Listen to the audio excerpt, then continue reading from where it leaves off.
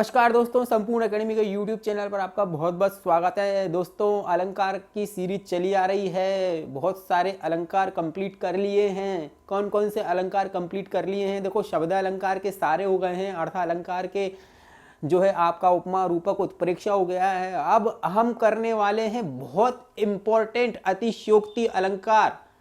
उसके बाद पढ़ेंगे संदेह अलंकार, भ्रांतिमान अलंकार। ये ऐसे अलंकार हैं जो आपकी एग्जामों में आते ही रहते हैं।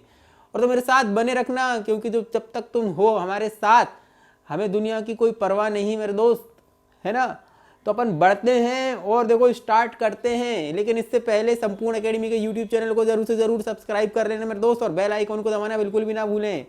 ठीक है, तो आइए अपन स्टार्ट करते हैं। अतिशयोक्ति अलंकार। देखो, अतिशयोक्ति अलंकार क्या होता है भाई? जहां काव्य में किसी का जहां काव्य में किसी भी चीज का वर्णन इतना बड़ा चढ़ाकर कर दिया जाता है और वह वर्णन लोक सीमा को पार हो जाता है, तो वहां पर अतिशयोक्ति अलंकार होता है मेरे दोस्त। कौन सा अलंकार होता है? अतिशयोक्ति अलंकार होता है। मतलब किसी भी चीज का वर्णन इतना बड़ा चढ़ाकर कर देना कि जो है वो एक तरीके से आपको मिथ्या साबित हो जाए, आपका झूठा प्रतीत होने लग जाए, तो वहां कौन सा होता है? आपका अतिशयोक्ति अलंकार होता है मेरे दोस्त। वो एग्जाम्पल आपने सुना है ना कि हनुमान की पूंछ में लग ना पाई आग और लंका सारी जल गई, गए निशाचर भाग। जैसे कि क्या होता है, आप किसी की तारीफ इतनी कर देते हो, इतनी बड़ा चढ़ाकर कर देते हो ना, कि उसको ऐसा लगने लगता है कि यार ये मेरे को चने के झाड़ पर चढ़ा रहा है, लोक सीमा से बाहर हो जाता है उसका वर्णन। तो ऐसा जब किसी काव्य में किसी का वर्णन इस तरीके से कर दिया जाए, बहुत बड़ा चढ़ाकर कर दिया जाए, वहां पर अतिशयोक्ति अलंकार होता है। देखो कहां पर होता है आपका? जहां काव्य में, बस जहां काव्य में या पंक्तियों में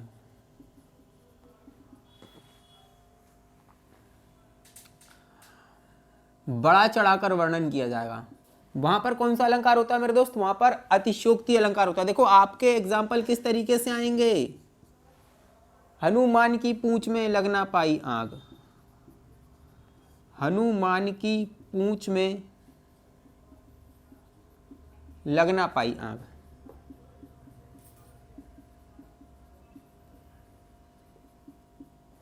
और लंका सारी जल गई।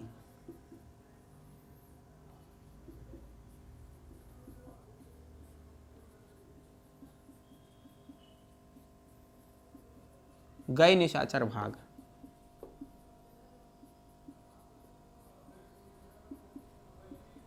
भाई अगर हनुमान जी की पूंछ में आग लगी नहीं थी तो लंका कैसे जल गई? यहां पर जो वर्णन किया गया है, बहुत बड़ा चढ़ाकर वर्णन किया गया है। आप समझना इस बात को कि जब हनुमान की पूंछ में आग लगी नहीं है तो सारी लंका कैसे जल गई और निशाचर कैसे भाग गए? तो जहां पर काव्य में या पंक्तियों में वर्णन कुछ इस तरीके से किया जाएगा कि वह वर्णन लोक सीमा के बाहर हो जाएगा, बहुत बड़ा चढ़ाकर वर्णन किया जाएगा, वहां पर कौन सा अलंकार हो जाएगा? आपका जो है अतिशयोक्ति अलंकार हो जाएगा। एक एग्जांपल और मैं आप लोगों को देता हूं, महाराणा प्रताप का। कौन सा एग्जांपल है? देखो मैं आप लोगों को देता हूं कि चढ़ी अचानक नदी अपार, घोड़ा कैसे उतरे पार, राणा ने सोचा इस पार, तब तक चेतक था उस पार। भाई राणा प्रताप जी सोचते रह गए और चेतक उनके सोचने के पहले उस पार चला गया। तो यहां पर राणा प्रताप और घोड़े की वीरता का वर्णन बहुत ही क्या किया गया है? बड़ा चढ़ाकर कर दिया गया है। और बहुत ही फेमस कविता है ये, आप सुनना बहुत मजा आएगा। और आप चाहें तो मैं सुना भी सकता हूं आप लोगों को। देखो, चढ़ी अचानक नदी अपार,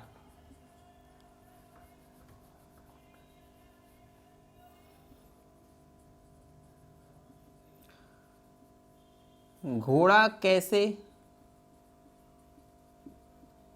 उतरे पार, राणा ने सोचा इस पार।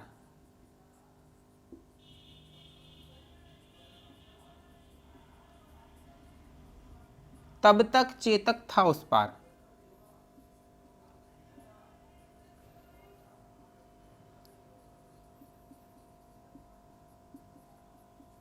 तो वहां पर भाई महाराणा प्रताप और घोड़ा, चेतक नाम था उसका, घोड़े का नाम था चेतक। और यहाँ पर घोड़े की वीरता और राणा प्रताप की वीरता का वर्णन कुछ इस तरीके से किया गया है कि वह लोक सीमा के बाहर पहुंच गया। देखो क्या लिखा हुआ है यहाँ पर, पड़ी चढ़ी अचानक नदी अपार, घोड़ा कैसे उतरे पार। भाई जो नदी है वह उफान पर है, बहुत उसका लेवल ऊपर तक चढ़ गया है।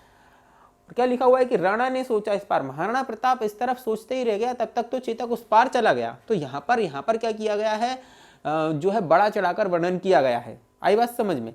तो ये था ना, ये बहुत ही शानदार एग्जाम्पल मैं आप लोगों को करवाता हूँ। देखो नेक्स्ट क्वेश्चन का नेक्स्ट जो है आपका एग्जाम्पल क्या है, नेक्स्ट एग्जाम्पल देखो आपका क्या है।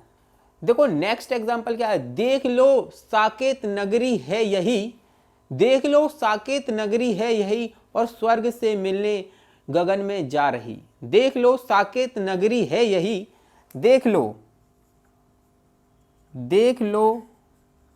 साकेत नगरी है यही, स्वर्ग से मिलने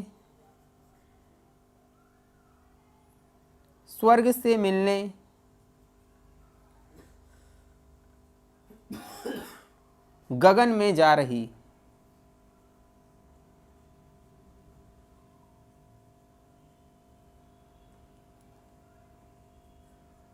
भाई यहां पर प्रस्तुत जो है पंक्तियों में किस तरीके से बड़ा चढ़ाकर वर्णन किया जा रहा है कि भाई देख लो साकेत नगरी है यही।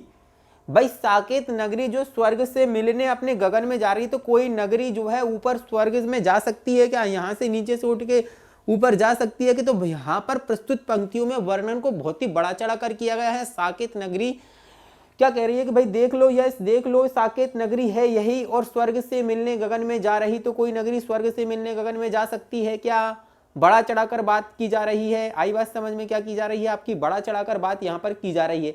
नेक्स्ट एग्जाम्पल की अगर अपन बात करते हैं, देखो नेक्स्ट एग्जाम्पल क्या है हमारा, देख लो, लहरें व्योम चूमती उठती, लहरें व्योम चूमती उठती। देखो यहां पर लिखता हूं, नेक्स्ट एग्जांपल देखो बहुत शानदार है।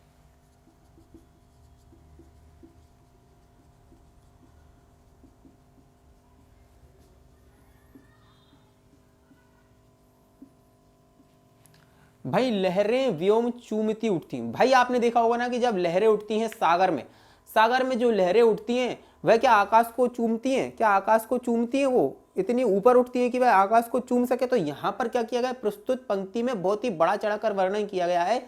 लहरें व्योम, व्योम मतलब आकाश, व्योम लहरें व्योम चूमती उठती। तो भाई इस तरीके से लहरें उठती हैं जो आकाश को चूम लेती हैं। तो यहां पर इतना भयंकर वर्णन, इतना बड़ा चढ़ाकर वर्णन किया गया है कि भाई लोक सीमा को पार कर गया है। क्या कर गया है, लोक सीमा को पार कर गया है आपका।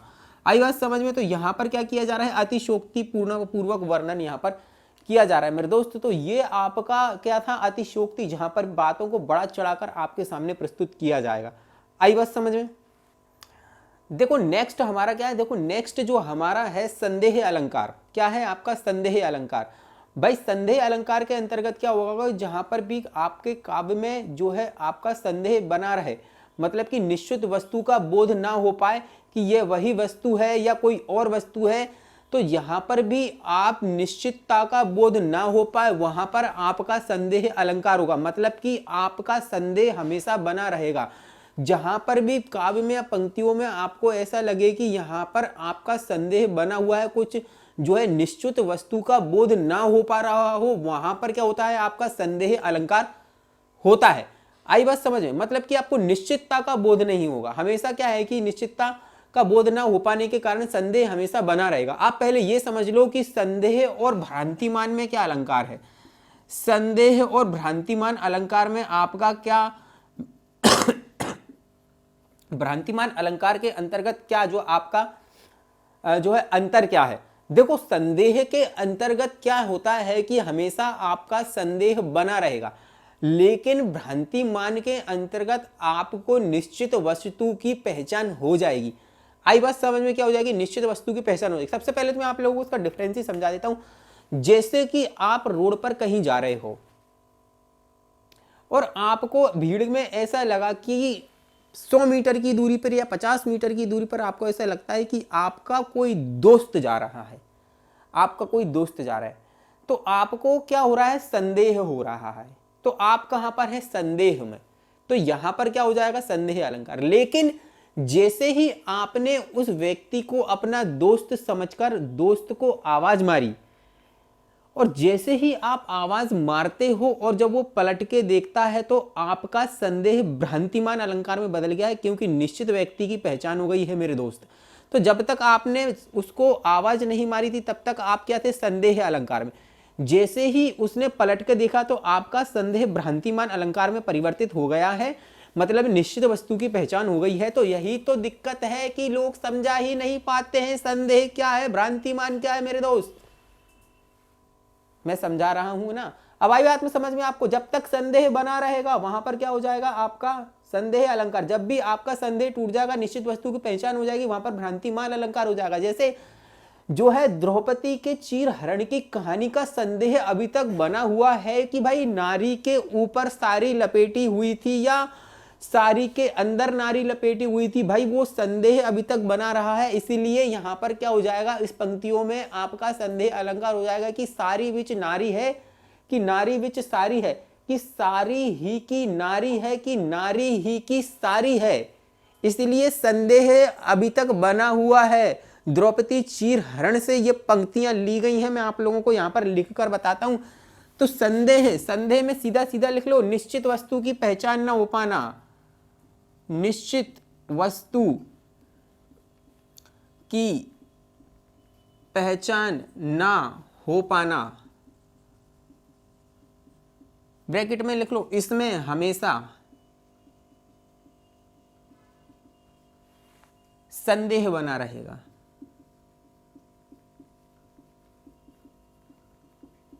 क्या बना रहेगा, संदेह बना रहेगा। एग्जाम्पल आएंगे आपके, सारी बीच नारी है कि नारी बीच सारी है।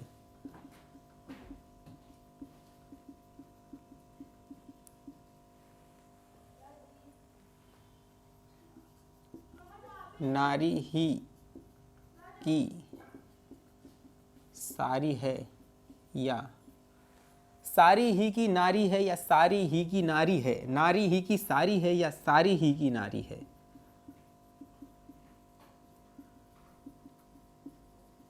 आई बात समझ में। तो दोस्तों इन पंक्तियों में अभी तक संदेह बना हुआ है। आई बात समझ में कि सारी बिच नारी है या नारी बिच सारी है, सारी ही की नारी है, नारी ही की सारी है। देखो एक एग्जाम्पल भी बहुत सटीक आपकी एग्जाम में आता है, वो सारे के सारे एग्जाम्पल जो मैं करवा रहा हूँ ना दोस्तों, वो सबके सब एग्जाम में आए हुए इंपॉर्टेंट हैं अलंकार के अंतर्गत। देखो, लक्ष्मी थी या दुर्गा थी या स्वयं वीरता का अवतार, लक्ष्मी थी या दुर्गा थी या स्वयं वीरता का अवतार। ये पंक्तियां महारानी लक्ष्मीबाई जो है आपकी झांसी की रानी से ली गई हैं, उनकी वीरता का वर्णन भी इसमें किया गया है। देखो किस तरीके का, एक पंक्ति आपके एग्जामिनर ने निकाली, उसमें संदेह अलंकार है। क्या है वो पंक्ति में आपको बताता हूं कि लक्ष्मी थी या दुर्गा थी या स्वयं वीरता का अवतार, और देख मराठे पुलकित होते उसकी तलवारों का वार।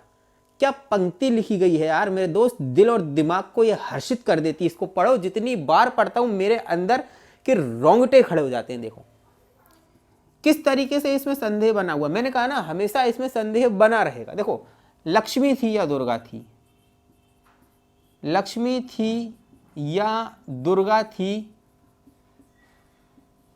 या स्वयं वीरता का अवतार।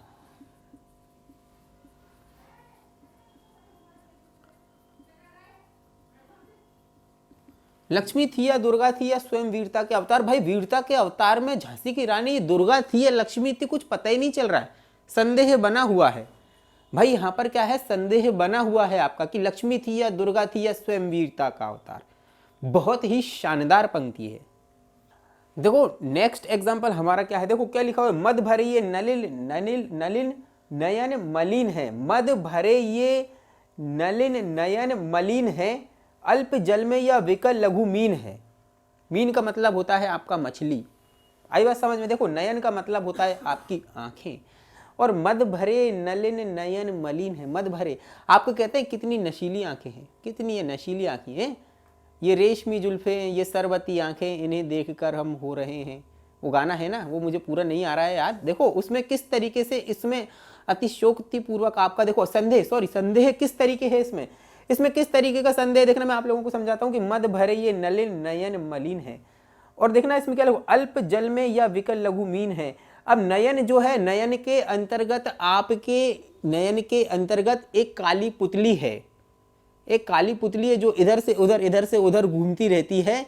तो संदेह इसमें यह बनाए कि आपके आंखों के अंदर आपकी जो सरबती जो नयन नील है आपके, उसके अंतर्गत जब ये पुतली घूमती है ना, तो ये संदेह बना रहता है कि ये कोई पुतली है या अल्प जो है आपके क्या लिखा हुआ है, अल्प जल में कोई लघु मीन है। तो यहाँ पर ये संदेह बना हुआ है कि ये जो मछली तैर रही है आपकी आंखों में या नयन है, तो ये संदेह इसमें बना हुआ है मेरे दोस्त। आई बात समझ में कि मद भरे ये नलिन नयन मलिन है और अल्प जल में विकल लघु मीन है। तो यहाँ पर आपकी आंखें इतनी शरबती हैं कि इतनी मद भरी हैं कि उसमें पता लगाना मुश्किल हो पा रहा है कि ये कोई लघु मीन है या आपकी आंखें हैं।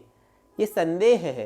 देखो संदेह बना हुआ है, जब सब संदेह बना रहेगा अतिशयोक वहां पर संदेह अलंकार हो जाएगा। नेक्स्ट देखो क्या लिखा हो, यह काया है शेष उसी की छाया है। यह काया है या शेष उसी की छाया है।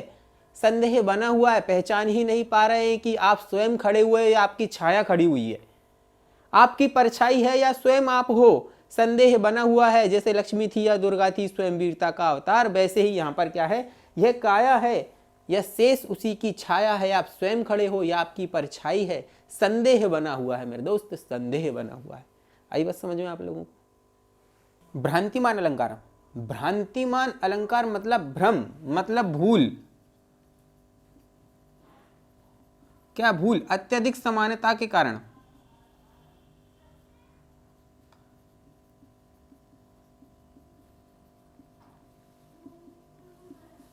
अत्यधिक समानता के कारण हम क्या करते हैं, भूल कर बैठते हैं। अत्यधिक समानता के कारण हम उस वस्तु को हम किसी वस्तु को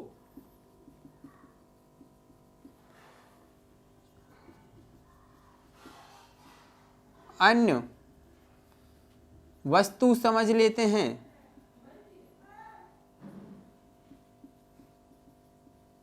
जबकि वास्तव में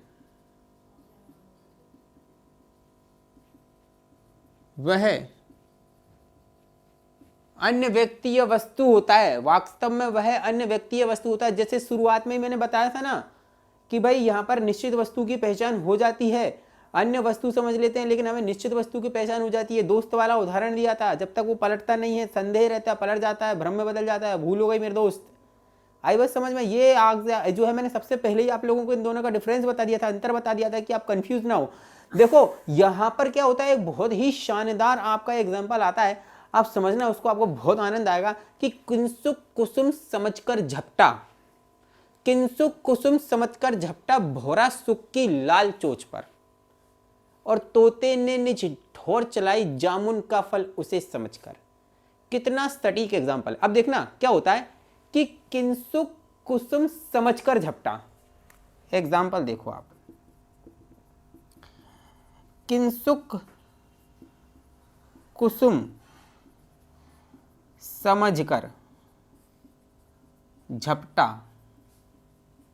भौरा सुख की लाल चोंच पर। सुख की लाल चोच पर, और तोते ने निज ठौर चलाई, तोते ने निज ठौर चलाई जामुन का फल उसे समझकर।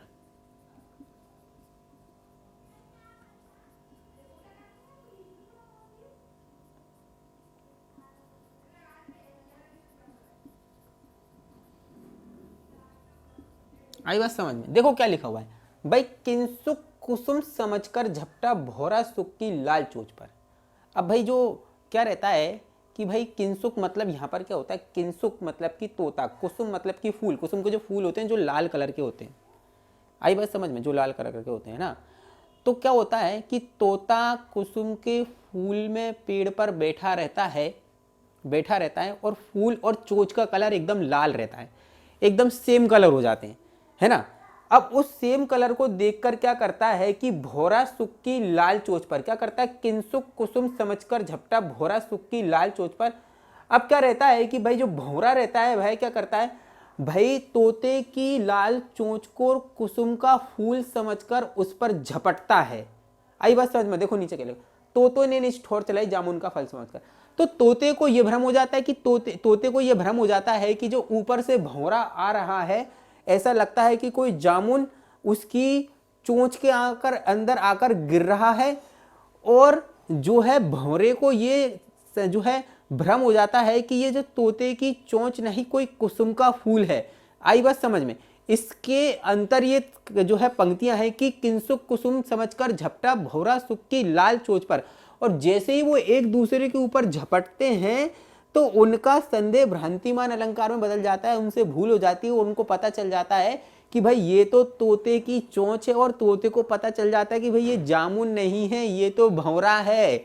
इसलिए कितना सटीक उदाहरण है। आई बात समझ में। देखो क्या लिखा हुआ है, बहुत मजा आता है इसको पढ़ने में कि किंसुक कुसुम समझकर झपटा भौरा सुख की लाल चोंच पर, और तोते ने निष्ठोर चलाई जामुन का फल उसे समझकर।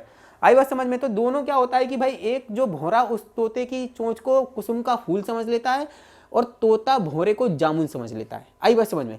बहुत शानदार एग्जांपल। देखो नेक्स्ट एग्जांपल अपन देखते हैं। बिल बिचारी प्रसीवन लगियो, बिल बिचारी प्रसीवन लगियो नाग सुंड में ब्याल, और ताहुकारी सिंधु उरा भ्रम लियो उठाए उताल।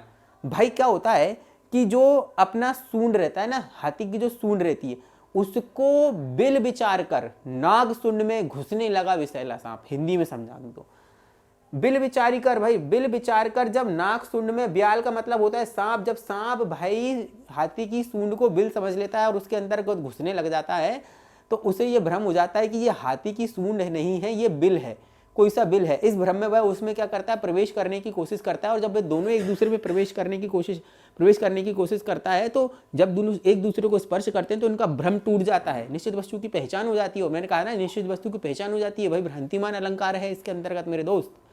तो ये भी एक बहुत सटीक एग्जाम्पल है मेरे दोस्त। क्या है, बहुत सटीक एग्जाम्पल है। तो दोनों ही एग्जाम्पल आपकी जो है एग्जाम में आते हैं, आप इन्हें याद रखना। आई बात समझ में। और भाई साहब ये जितने भी एग्जाम्पल मैं आप लोगों को करवा रहा हूँ, ये कहीं ना कहीं आपके एग्जामों में देखने को मिलेंगे। कोई गाने नहीं सुनाएंगे, कोई जो है अनावश्यक बातें नहीं करेंगे, लेकिन आपको इस तरीके से समझा देंगे, इस तरीके से एग्जाम्पल करवा देंगे कि ये एग्जाम्पल भी कर लोगे तो हो सकता है कि ये एग्जाम में छपे मिले आपको। और इस तरीके से समझा दिया कि कोई भी पंक्ति आपकी एग्जाम में आती है तो 100% आप बना लोगे। क्विक रिवीजन तक करवा देता हूं मैं 5 मिनट में। अभी सारे के सारे बहुत विस्तारित तरीके से आपको समझा के पढ़ा दूं, फिर 10 मिनट का ऐसा वीडियो बनाऊंगा ना कि सारे के सारे अलंकार 10 मिनट में कंप्लीट हो जाएंगे। एक नज़र के अंतर्गत सारी चीज़ों को पहचान लोगे। इसलिए ज़रूर से ज़रूर संपूर्ण एकेडमी के यूट्यूब चैनल पर बने रहना, लाइक करना, शेयर करना, सब्सक्राइब करना, और वीडियो को बहुत ज़्यादा प्यार देना। फिर मिलते हैं अपन नेक्स्ट वीडियो में अन्य अलंकारों के साथ में जो बहुत इंपॉर्टेंट हैं। व्याज स्तुति है, व्याज निंदा है, और भी ऐसे कई सारे एग्जाम्पल आप लोगों को करवाए जाएंगे। तब तक के लिए फिर धन्यवाद, अपना ध्यान रखें। जय हिंद।